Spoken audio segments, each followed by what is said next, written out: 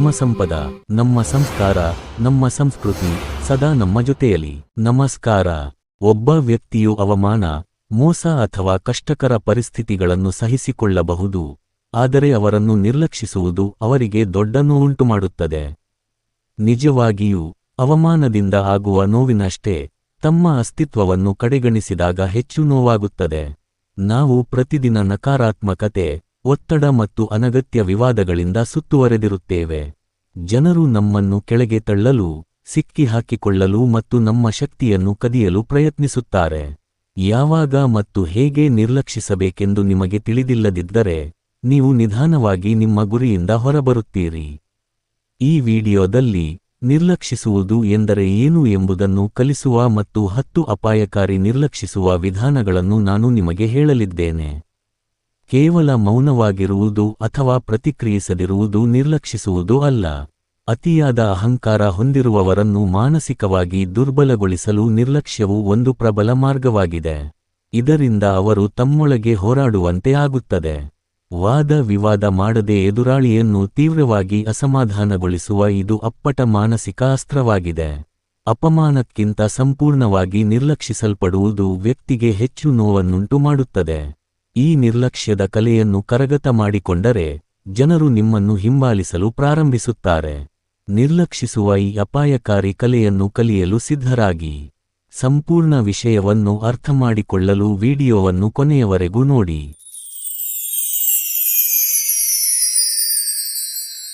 ನಿರ್ಲಕ್ಷಿಸುವುದು ಅತ್ಯಂತ ಮಾರಕ ಅಸ್ತ್ರವಾದಾಗ ಅದು ಮನೋವೈಜ್ಞಾನಿಕ ಶಸ್ತ್ರವಾಗಿ ಕಾರ್ಯನಿರ್ವಹಿಸುತ್ತದೆ. ಮನುಷ್ಯನ ಅಹಂಗೆ ನೋವಾಗುವುದಕ್ಕಿಂತ ದೊಡ್ಡ ನೋವು ಬೇರೊಂದಿಲ್ಲ, ಮತ್ತು ಯಾರಾದರೂ ಅವನನ್ನು ನಿರ್ಲಕ್ಷಿಸಿದಾಗ ಈ ನೋವು ಹೆಚ್ಚು ಆಳವಾಗಿರುತ್ತದೆ. ನಿಮ್ಮ ನಿರಂತರ ಲಭ್ಯತೆಯು ಇನ್ನೊಬ್ಬರಿಗೆ ವಿಶೇಷವಾಗಿ ಉಳಿಯುವುದಿಲ್ಲ. ಕಾಲಾನಂತರದಲ್ಲಿ ನಿಮ್ಮ ಉಪಸ್ಥಿತಿಯು ಅವರಿಗೆ ಕಿರಿಕಿರಿಯುಂಟು ಮಾಡಬಹುದು ಮತ್ತು ಅವರಿಗೆ ನಿಮ್ಮ ಮಹತ್ವವೇ ತಿಳಿದಿರುವುದಿಲ್ಲ. ಚಾಣಕ್ಯ ಹೇಳುತ್ತಾರೆ, ನಿಮಗೆ ಗೌರವವಿಲ್ಲದ ಕಡೆಗೆ ಹೋಗುವುದನ್ನು ನಿಲ್ಲಿಸಿ. ನಿಮ್ಮನ್ನು ಗೌರವಿಸದ ಸ್ಥಳದಲ್ಲಿ ಇರುವುದು ನಿಮ್ಮನ್ನು ದುರ್ಬಲಗೊಳಿಸುವುದಕ್ಕೆ ಸಮಾನವಾಗಿದೆ. ನಿಮ್ಮ ಜೀವನವನ್ನು ಎಷ್ಟು ಕಾರ್ಯನಿರತಗೊಳಿಸಿ ಮತ್ತು ತೊಡಗಿಸಿಕೊಳ್ಳಿ ಎಂದರೆ ಇನ್ನೊಬ್ಬ ವ್ಯಕ್ತಿಯ ಉಪಸ್ಥಿತಿಯು ನಿಮಗೆ ಮುಖ್ಯವಲ್ಲ ಎಂದು ಅವನಿಗೆ ಅನಿಸಬೇಕು. ಅವನು ನಿಮ್ಮ ಜೀವನದಲ್ಲಿ ಇರಲಿ ಅಥವಾ ಇಲ್ಲದಿರಲಿ ಅದು ನಿಮಗೆ ಅಪ್ರಸ್ತುತ ಎಂದು ಅವನಿಗೆ ಅನಿಸಬೇಕು. ಅವರ ಜೀವನದಲ್ಲಿ ಎಷ್ಟೇ ದೊಡ್ಡ ಘಟನೆಗಳು ನಡೆದರೂ, ಕಷ್ಟದಲ್ಲಿದ್ದರೂ ಅಥವಾ ಖುಷಿಯಲ್ಲಿದ್ದರೂ ನಿಮ್ಮ ಉಪಸ್ಥಿತಿಯನ್ನು ತೋರಿಸಬೇಡಿ. ನಿಮ್ಮ ಈ ಮೌನವೇ ಅವರಿಗೆ ದೊಡ್ಡ ಶತ್ರುವಾಗುತ್ತದೆ. ಚಾಣಕ್ಯನ ಸ್ಪಷ್ಟ ಮಾತಿನ ಪ್ರಕಾರ, ಒಬ್ಬ ಮೂರ್ಖನೊಂದಿಗೆ ವಾದಿಸುವ ಬದಲು ಮೌನದಿಂದ ಅವರನ್ನು ಸೋಲಿಸುವುದು ಉತ್ತಮ. ಈ ತಂತ್ರ ಇಲ್ಲಿ ಪರಿಣಾಮಕಾರಿಯಾಗಿ ಕೆಲಸ ಮಾಡುತ್ತದೆ. ವಾದಗಳಲ್ಲಿ ತೊಡಗಿಕೊಳ್ಳುವ ಬದಲು ನಿಮ್ಮ ಮೌನ ಮತ್ತು ನಿರ್ಲಕ್ಷ್ಯವು ಮುಂದಿರುವ ವ್ಯಕ್ತಿಯನ್ನು ಆಳವಾಗಿ ದುರ್ಬಲಗೊಳಿಸುತ್ತದೆ. ವ್ಯಕ್ತಿ ಅಹಂಕಾರಿಯಾಗಿದ್ದರೆ ನೀವು ಅವರ ಕಡೆಗೆ ಹೋಗುವುದನ್ನು ನಿಲ್ಲಿಸಿ ಮತ್ತು ಅವರಿಗೆ ಗಮನ ಕೊಡುವುದನ್ನು ನಿಲ್ಲಿಸಿದ ತಕ್ಷಣ ಅವರಿಗೆ ಆಂತರಿಕ ಶೂನ್ಯತೆಯ ಅನುಭವವಾಗುತ್ತದೆ. ಆಗಲೇ ನಿಜವಾದ ಆಟ ಶುರುವಾಗುತ್ತದೆ. ಅವರು ನಿಮ್ಮ ಕಡೆಗೆ ಬರಬೇಕೆಂದು ಸ್ವತಃ ಯೋಚಿಸಲು ಪ್ರಾರಂಭಿಸುತ್ತಾರೆ ಮತ್ತು ನಿಮ್ಮ ಗಮನವನ್ನು ಮತ್ತೆ ತಮ್ಮತ್ತ ಸೆಳೆಯಲು ಪ್ರಯತ್ನಿಸಬೇಕು ಎಂದು ಅರಿತುಕೊಳ್ಳುತ್ತಾರೆ. ಇದು ಅವರ ಅಹಂಕಾರ ಮುರಿಯುವ ಕ್ಷಣ ಮತ್ತು ನಿಮ್ಮ ನಿರ್ಲಕ್ಷ್ಯದ ಶಕ್ತಿ ಫಲಿತಾಂಶ ನೀಡಲು ಪ್ರಾರಂಭಿಸುತ್ತದೆ.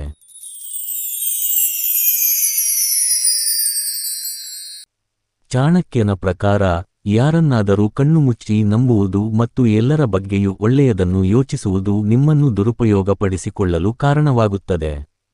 ನಿಮ್ಮ ಒಳ್ಳೆಯತನವನ್ನು ಜನರು ನಿಮ್ಮ ದೌರ್ಬಲ್ಯವೆಂದು ಪರಿಗಣಿಸುತ್ತಾರೆ. ನೀವು ನಿಧಾನವಾಗಿ ನಿಮ್ಮನ್ನು ಕಳೆದುಕೊಳ್ಳುತ್ತೀರಿ, ಏಕೆಂದರೆ ಜನರು ನಿಮ್ಮ ಒಳ್ಳೆಯತನವನ್ನು ದೌರ್ಬಲ್ಯವೆಂದು ಭಾವಿಸುತ್ತಾರೆ. ಇಂದಿನ ಜಗತ್ತು ಸರಳವಲ್ಲ. ಪ್ರತಿಯೊಬ್ಬರೂ ತಮ್ಮ ಲಾಭದ ಬಗ್ಗೆ ಯೋಚಿಸುತ್ತಾರೆ. ನೀವು ಪ್ರಯೋಜನಕಾರಿಯಾಗಿರುವವರೆಗೆ ಮಾತ್ರ ಜನರು ನಿಮ್ಮೊಂದಿಗೆ ಇರುತ್ತಾರೆ. ಆದ್ದರಿಂದ ಎಲ್ಲರಿಗೂ ಒಳ್ಳೆಯವರಾಗಿರುವುದು ನಿಮ್ಮ ಜವಾಬ್ದಾರಿಯಲ್ಲ ಎಂದು ಸಮಯಕ್ಕೆ ಸರಿಯಾಗಿ ಅರ್ಥಮಾಡಿಕೊಳ್ಳುವುದು ಮುಖ್ಯ. ನೀವು ಎಲ್ಲರನ್ನೂ ಖುಷಿಪಡಿಸಲು ಪ್ರಯತ್ನಿಸಿದರೆ ಜನರು ನಿಮ್ಮನ್ನು ವ್ಯಕ್ತಿಯಾಗಿ ನೋಡದೆ ಬಳಸುವ ವಸ್ತುವಾಗಿ ಪರಿಗಣಿಸುತ್ತಾರೆ. ನೀವು ಸುಮ್ಮನೆ ಇದ್ದು ಮತ್ತು ಒಪ್ಪಿಕೊಂಡರೆ ಜನರು ನಿಮ್ಮನ್ನು ಬಳಸಿಕೊಳ್ಳುತ್ತಾರೆ. ನೀವು ನಿಮಗಾಗಿ ನಿಂತುಕೊಳ್ಳಲು ಪ್ರಾರಂಭಿಸಿದರೆ ಜನರು ನಿಮ್ಮಲ್ಲಿ ಅಹಂಕಾರ ಬಂದಿದೆ ಎಂದು ಹೇಳುತ್ತಾರೆ. ನಿಮ್ಮ ಮಾನಸಿಕ ಶಾಂತಿಯನ್ನು ಹಾಳುಮಾಡುವ ಜನರನ್ನು, ಮಾತುಗಳನ್ನು ಮತ್ತು ಪರಿಸ್ಥಿತಿಗಳನ್ನು ನಿರ್ಲಕ್ಷಿಸುವುದು ಮುಖ್ಯ ಎಂದು ಚಾಣಕ್ಯ ಹೇಳಿದ್ದಾರೆ.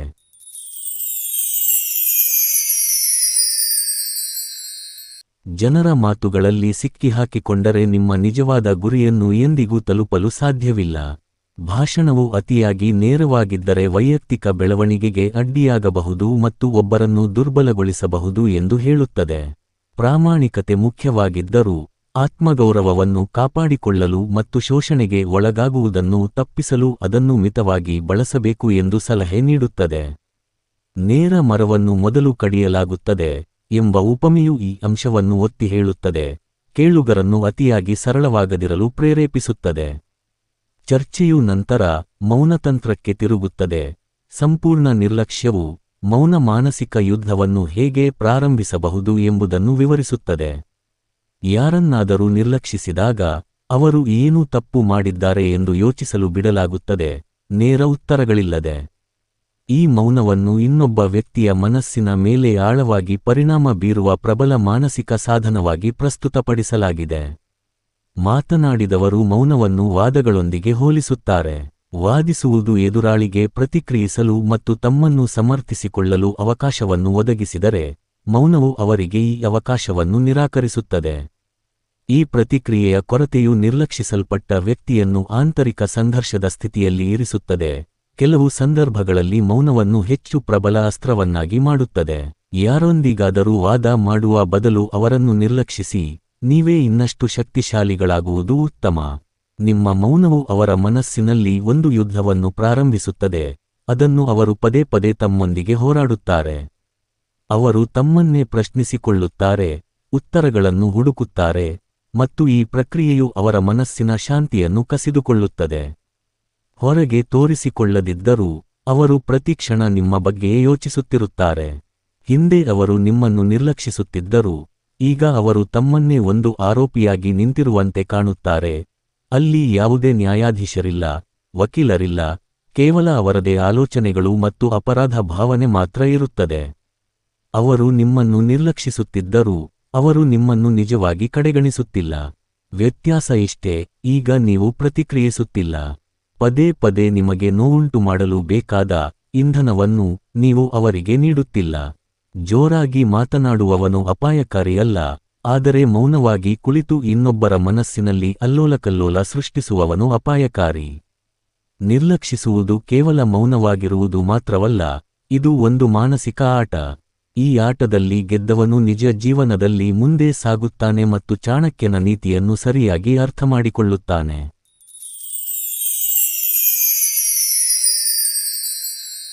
ಮುಂದಕ್ಕೆ ಸಾಗಲು ಅತ್ಯಂತ ಮುಖ್ಯವಾದ ವಿಷಯವೆಂದರೆ ಬಿಟ್ಟುಬಿಡುವುದನ್ನು ಕಲಿಯುವುದು.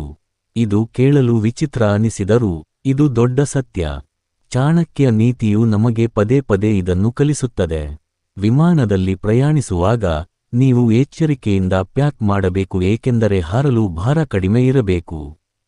ಹೆಚ್ಚು ಸಾಮಾನು ಎಂದರೆ ಹೆಚ್ಚು ವೆಚ್ಚ ಮತ್ತು ಕಷ್ಟಕರ ಹಾರಾಟ.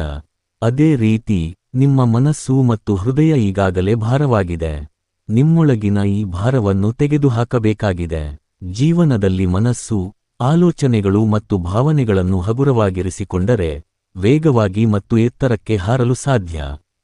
ಎಲ್ಲವನ್ನೂ ಗಂಭೀರವಾಗಿ ತೆಗೆದುಕೊಳ್ಳುವವರು ಹೆಚ್ಚಾಗಿ ಆಯಾಸಗೊಂಡಿರುತ್ತಾರೆ ಮತ್ತು ಚಿಂತೆಗೊಳಗಾಗಿರುತ್ತಾರೆ. ಆದರೆ ಮನಸ್ಸನ್ನು ಹಗುರವಾಗಿ ಇಟ್ಟುಕೊಳ್ಳುವವರು ಮತ್ತು ಪ್ರತಿಕ್ರಿಯಿಸುವ ಬದಲು ಮೌನವಾಗಿ ನಿರ್ಲಕ್ಷಿಸಲು ತಿಳಿದಿರುವವರು ಶಾಂತಿಯುತವಾಗಿ ಮತ್ತು ಯಶಸ್ವಿಯಾಗಿರುತ್ತಾರೆ. ಆದ್ದರಿಂದ ಇನ್ನು ಮುಂದೆ ಮುಖ್ಯವಲ್ಲದ ವಿಷಯಗಳನ್ನು ಮತ್ತು ನಿಮ್ಮನ್ನು ಕೆಳಗೆ ಎಳೆಯುವ ಜನರನ್ನು ಬಿಟ್ಟುಬಿಡಿ. ನಿಮ್ಮ ಮನಸ್ಸು ಹಗುರವಾದಾಗ ಮಾತ್ರ ನೀವು ಮೇಲೆ ಹಾರಲು ಸಾಧ್ಯ, ಆಗ ಜನರು ನಿಮ್ಮನ್ನು ಅನುಸರಿಸುತ್ತಾರೆ.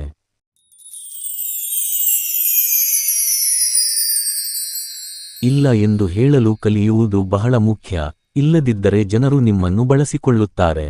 ಇತರರಿಗೆ ಸಹಾಯ ಮಾಡುವ ಮೂಲಕ ಉತ್ತಮ ವ್ಯಕ್ತಿಯೆಂದು ಸಾಬೀತುಪಡಿಸಲು ಪ್ರಯತ್ನಿಸುವುದು ಹಾನಿಕಾರಕವಾಗಬಹುದು. ನೀವು ಎಲ್ಲರ ಮಾತನ್ನು ಕೇಳುತ್ತಿದ್ದರೆ ಮತ್ತು ಇತರರಿಗಾಗಿ ಎಲ್ಲ ಜವಾಬ್ದಾರಿಗಳನ್ನು ತೆಗೆದುಕೊಳ್ಳುತ್ತಿದ್ದರೆ ಅಂತಹ ದಿನ ಬರಬಹುದು.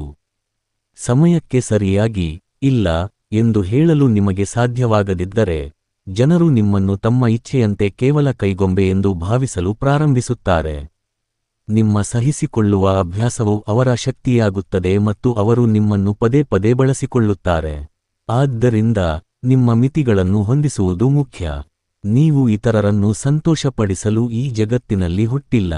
ನಿಮಗೆ ನಿಮ್ಮದೇ ಆದ ಅಸ್ತಿತ್ವ, ಕನಸುಗಳು ಮತ್ತು ಗೌರವವಿದೆ. ಇತರರಿಗಾಗಿ ನಿಮ್ಮ ಗುರುತನ್ನು ಅಳಿಸಿ ಹಾಕಿದರೆ ನಿಮ್ಮ ಜೀವನಕ್ಕೆ ಅರ್ಥವೇನು? ಇದು ನಿಮ್ಮ ಆಂತರಿಕ ಶಕ್ತಿಯನ್ನು ಹೆಚ್ಚಿಸುತ್ತದೆ ಮತ್ತು ಉತ್ತಮ ನಿರ್ಧಾರಗಳನ್ನು ತೆಗೆದುಕೊಳ್ಳಲು ನಿಮಗೆ ಸಾಧ್ಯವಾಗುತ್ತದೆ. ಕೇವಲ ಜನರಿಗೆ ಮಾತ್ರವಲ್ಲದೆ, ಆಲಸ್ಯ, ಭಯ, ನಕಾರಾತ್ಮಕ ಆಲೋಚನೆಗಳು ಮತ್ತು ಅನಗತ್ಯ ಚಿಂತೆಗಳಂತಹ ನಿಮ್ಮ ದುರ್ಬಲ ಅಭ್ಯಾಸಗಳಿಗೂ ಇಲ್ಲ ಎಂದು ಹೇಳಲು ಕಲಿಯಿರಿ. ಇಲ್ಲ ಎಂದು ಹೇಳುವುದು ಮತ್ತು ನಿರ್ಲಕ್ಷಿಸುವುದು ಯಶಸ್ಸಿನ ಕೀಲಿಯಾಗಿದೆ. ಈ ಕಲೆಯನ್ನು ಕಲಿಯುವವರು ಜೀವನದ ಪ್ರತಿಯೊಂದು ಹೋರಾಟದಲ್ಲಿ ಗೆಲ್ಲುತ್ತಾರೆ ಮತ್ತು ತಮ್ಮ ಗುರಿಯನ್ನು ತಲುಪುತ್ತಾರೆ. ಇತರರ ಮಾತುಗಳನ್ನು ಕಡಿಮೆ ಕೇಳಿ ಮತ್ತು ನಿಮ್ಮನ್ನು ನೀವೇ ಕೇಳಿ.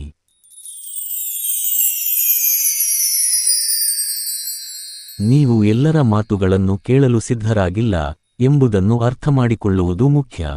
ಹೊರಗಿನ ಪ್ರಪಂಚದಿಂದ ನಿಮ್ಮನ್ನು ನೀವು ರಕ್ಷಿಸಿಕೊಳ್ಳಬೇಕು, ನಿಮ್ಮ ಆಲೋಚನೆಗಳನ್ನು ಬಲಪಡಿಸಿಕೊಳ್ಳಬೇಕು ಮತ್ತು ಪ್ರತಿಯೊಬ್ಬರ ಮಾತಿಗೆ ಗಮನ ನೀಡುವುದನ್ನು ನಿಲ್ಲಿಸಬೇಕು. ನೀವು ಪ್ರತಿಕ್ರಿಯಿಸದಿದ್ದಾಗ ಜನರು ನಿಮ್ಮಿಂದ ದೂರ ಸರಿಯುತ್ತಾರೆ.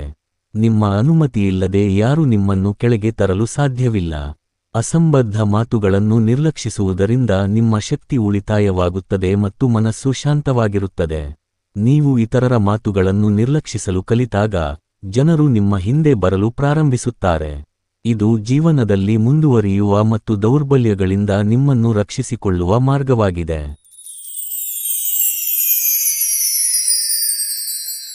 ನಿಮ್ಮ ಜೀವನದ ಪ್ರತಿಯೊಂದು ಬಾಗಿಲನ್ನು ತೆರೆಯಬೇಡಿ.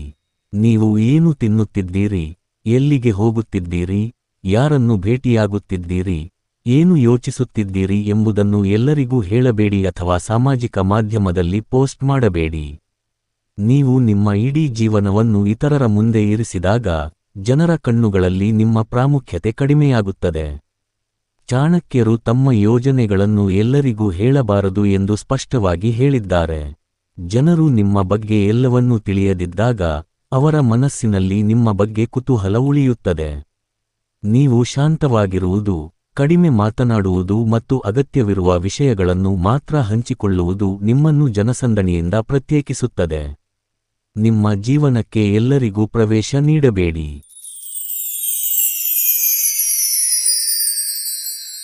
ನೀವು ಯಾರಿಗೆ ಸಮಯ ಮತ್ತು ಗಮನವನ್ನು ನೀಡುತ್ತೀರೋ ಅವರು ನಿಮ್ಮನ್ನು ನಿಯಂತ್ರಿಸಲು ಪ್ರಾರಂಭಿಸುತ್ತಾರೆ.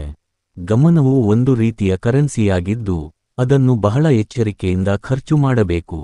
ಇತ್ತೀಚಿನ ದಿನಗಳಲ್ಲಿ ಜನರು ಪ್ರತಿಯೊಂದು ಚಿಕ್ಕ ವಿಷಯಕ್ಕೂ ಪ್ರತಿಕ್ರಿಯಿಸುತ್ತಾರೆ ಮತ್ತು ಅನಗತ್ಯ ಮಾತುಗಳು, ನಿಷ್ಪ್ರಯೋಜಕ ವ್ಯಕ್ತಿಗಳು ಹಾಗೂ ಸಾಮಾಜಿಕ ಮಾಧ್ಯಮ ಪೋಸ್ಟ್ಗಳಿಗೆ ಗಮನವನ್ನು ನೀಡುತ್ತಾರೆ.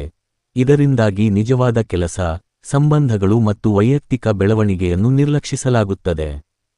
ಚಾಣಕ್ಯ ನೀತಿಯಲ್ಲಿ ಸ್ಪಷ್ಟವಾಗಿ ಹೇಳಿದಂತೆ, ನೀವು ಏನನ್ನಾದರೂ ಕಲಿಯಬಹುದಾದ ಅಥವಾ ಲಾಭ ಪಡೆಯಬಹುದಾದ ಸ್ಥಳದಲ್ಲಿ ಮಾತ್ರ ಗಮನವನ್ನು ನೀಡಿ, ಇಲ್ಲದಿದ್ದರೆ ಮೌನವಾಗಿರುವುದು ಉತ್ತಮ. ನೀವು ಎಲ್ಲರಿಗೂ ಸುಲಭವಾಗಿ ಗಮನ ನೀಡದಿದ್ದಾಗ ನಿಮ್ಮ ಗಮನವನ್ನು ಪಡೆಯುವುದು ಸುಲಭವಲ್ಲ ಎಂದು ಜನರು ಅರಿತುಕೊಳ್ಳುತ್ತಾರೆ. ಇದು ಅವರನ್ನು ನಿಮ್ಮ ಕಡೆಗೆ ಸೆಳೆಯುತ್ತದೆ. ನಿರ್ಲಕ್ಷಿಸುವುದು ಕೇವಲ ಮೌನವಾಗಿರುವುದು ಮಾತ್ರವಲ್ಲ, ನಿಮ್ಮ ಶಕ್ತಿಯನ್ನು ಯಾರಿಗೆ ನೀಡಬೇಕು ಎಂದು ನಿರ್ಧರಿಸುವುದು ಕೂಡ ಆಗಿದೆ. ಇದು ನಿಮ್ಮ ಮೌಲ್ಯವನ್ನು ಸ್ವಯಂಚಾಲಿತವಾಗಿ ಹೆಚ್ಚಿಸುತ್ತದೆ. ಯಾವ ವ್ಯಕ್ತಿಯು ತನ್ನ ಗಮನವನ್ನು ನಿಯಂತ್ರಿಸಬಲ್ಲನೋ ಅವನು ತನ್ನ ಜೀವನವನ್ನು ನಿಯಂತ್ರಿಸಬಹುದು. ಆದರೆ ಪ್ರತಿ ಯಾರಿಗಾದರೂ ತಮ್ಮ ಶಕ್ತಿಯನ್ನು ನೀಡುವವನು ನಿಧಾನವಾಗಿ ತನ್ನನ್ನು ತಾನೇ ಕಳೆದುಕೊಳ್ಳುತ್ತಾನೆ. ಆದ್ದರಿಂದ ಮುಂದಿನ ಬಾರಿ ಏನಾದರೂ ಯೋಗ್ಯವಿಲ್ಲದಿದ್ದರೆ ಮೌನವಾಗಿರಿ, ನಿರ್ಲಕ್ಷಿಸಿ ಮತ್ತು ಮುಂದೆ ಸಾಗಿ. ನಿಮ್ಮ ಗಮನವನ್ನು ಪಡೆಯುವುದು ಜನರಿಗೆ ಸುಲಭವಾಗಿಲ್ಲದಿದ್ದಾಗ ಮಾತ್ರ ಅವರು ನಿಮ್ಮನ್ನು ಗಂಭೀರವಾಗಿ ಪರಿಗಣಿಸಲು ಪ್ರಾರಂಭಿಸುತ್ತಾರೆ ಮತ್ತು ನಿಮ್ಮನ್ನು ಅನುಸರಿಸುತ್ತಾರೆ.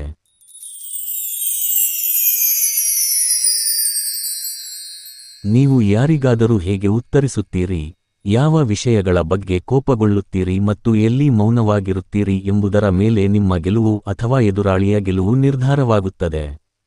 ಹೆಚ್ಚಿನ ಜನರು ನಿಮ್ಮನ್ನು ಕೆರಳಿಸಲು ಪ್ರಯತ್ನಿಸುತ್ತಾರೆ ಏಕೆಂದರೆ ನೀವು ಕೋಪದಲ್ಲಿ ಏನಾದರೂ ಹೇಳುತ್ತೀರಿ ಅಥವಾ ಮಾಡುತ್ತೀರಿ ಮತ್ತು ಇದರಿಂದ ಪರಿಸ್ಥಿತಿ ಹದಗೆಡುತ್ತದೆ ಎಂದು ಅವರಿಗೆ ತಿಳಿದಿದೆ. ಇದು ಅವರ ಗೆಲುವು. ಯಾರಾದರೂ ನಿಮ್ಮ ಮೇಲೆ ಆರೋಪ ಮಾಡಿದಾಗ ನೀವು ಏನನ್ನೂ ಹೇಳದೆ ಮೌನವಾಗಿರುವುದು ಆಳವಾದ ನೋವನ್ನು ಉಂಟುಮಾಡುತ್ತದೆ.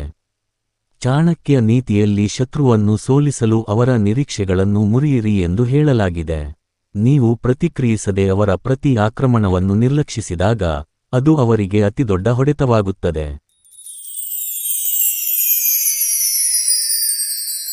ನಮ್ಮನ್ನು ಬೇರೆಯವರು ನೋಯಿಸುವುದಕ್ಕಿಂತ ಹೆಚ್ಚಾಗಿ ನಾವು ನಮ್ಮದೇ ಆಲೋಚನೆಗಳಿಂದ ನಮಗೆ ಹೆಚ್ಚು ಹಾನಿ ಮಾಡಿಕೊಳ್ಳುತ್ತೇವೆ.